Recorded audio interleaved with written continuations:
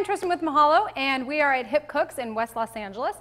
And today we are going to talk about brining your turkey. So the purpose of brining turkey is to add additional flavor. Sometimes we know that turkey can get really dry after roasting in the oven, and this really offers a foolproof way for your turkey to be moist and succulent, yummy, yummy, yummy. So let's talk brining. Right in this pot here, I have 2 gallons of water that are boiling.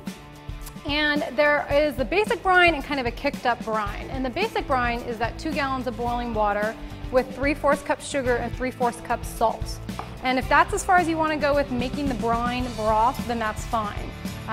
We'll simply dump those items in and give them a stir. And the main point here is to dissolve the sugar and salt. So if you're happy with that simple brine, at this point, we would cool this in the fridge and then put your turkey in and your brine is done. I wanted to kick it up a little bit, show you how to use some other ingredients and really make your brine not only just salty and sweet, but add some delicious flavor. So I have the basic mirepoix here, which is our onion, and that's about 2 cups onions. This is 1 chopped carrot and 1 chopped celery stalk. So before dumping that in, I just want to make sure that the salt and sugar have dissolved, and they have. So we'll go ahead and add that flavor with the onion, celery, carrot. And then for our seasoning, I'll toss in a bay leaf, lovely bay leaf, and about a tablespoon, a little fistful of coriander. That's just what I chose to put in there. You can add peppercorn, any seed, whatever it is that you like. Just flavor your broth. So give that a cursory stir.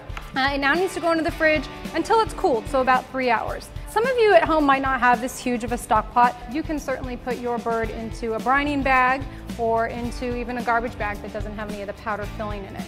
So to be able to get this in my fridge, I need to turn the lid over. So while we're at it, I want you to kind of look at our stovetop here, and you'll notice that this is what we use here at Hip Cooks. We use these portable burners because we're a cooking school and this allows us to move around the island. Your gas stovetop, your electric stovetop will work just fine at home. So, brine into the fridge. It's heavy. Use all your muscles.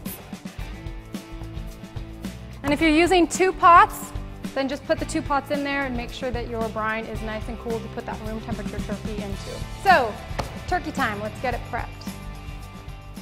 While the brine is in the fridge cooling for 3 hours, we're going to prep our turkey. So I've got this turkey out here, and this sucker's gonna be brined. A couple things we need to do when we take off the packaging for brining is you'll see that there's sometimes a plastic bit in the front or sometimes metal. This one's plastic. It's set in the way to help us take out the lovely innards of the bird. So you might just have to get your hands in there and tug it out. Okay, you might need to cut this. The neck, you can put this stuff in a pot for the gravy later. It's kind of a dirty job, but get your hand in there. The back side here has the liver, which we don't want to use for the gravy. So leave it in this little baggie and dump it out. But the heart's in there, why not? It's added flavor. And toss that liver. Just double check, make sure nothing's up in that area. Okay, so this part here, back to the other side, we don't need, so I'm just gonna cut it off. And you can add this to the stock pot because really all this is going to do is create a turkey-ish flavored water that will be really great with our gravy. Okay, so this turkey is pretty much ready to go. You'll see on the back side that there is, actually this is the front side, but looks like the back. You'll see that there's this extra flap of skin. Leave this on for now because if you do plan on stuffing your turkey, this is a good place to put stuffing in there, and we'll need this extra flap to kind of hold that stuffing in. So the turkey is basically prepared to go into the brining broth. Before I get the brining broth out of the refrigerator, I want to wash my hands.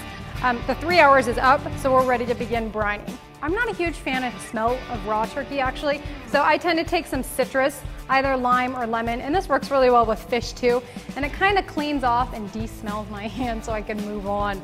So I'm just giving them a quick rub. Let's get the brine.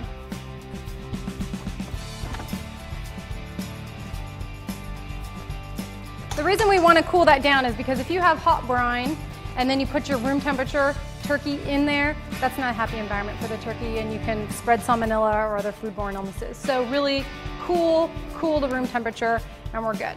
Remember that you want to put your turkey into the brine 3 days before you serve it, because it needs at least 3 days to be good and brined. All right. So this turkey's doing a pretty good job not floating too much, but you do want it to be completely submerged, so give it a good push down. And then you want to find something in your kitchen or your garden that you can put on top of the turkey. And what I mean by garden is, if you have a brick or a big stone in your garden, give it a quick rinse, wrap it in foil, and put it in here, and that will help keep your turkey submerged. This guy's doing well, he's staying down. So we're ready to lid the brine and get it in the fridge for 3 days. Flipping my lid so it gets into the fridge, and voila!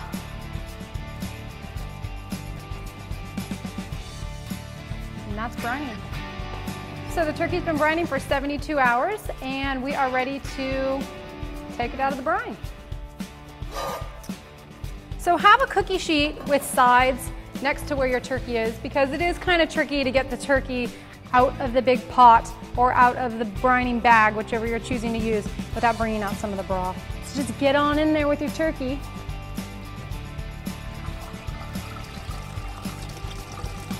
And onto the cookie sheet. Okay. As for the brine, we're done with it. It's done its magic, and we can dump it down the sink. The turkey needs to be nice and dried off before we take our next step to getting this ready for the oven. So I've chosen today to dry the turkey with a paper towel.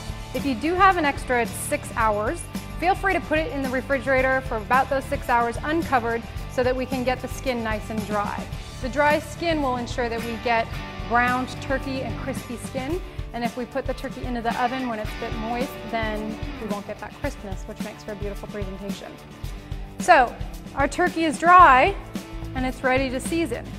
If you don't know how to season, check out my video on seasoning. If you'd like to see me prepare any other dishes, please send an email to requests@mahalo.com. And in the meantime, check out all of our other awesome videos.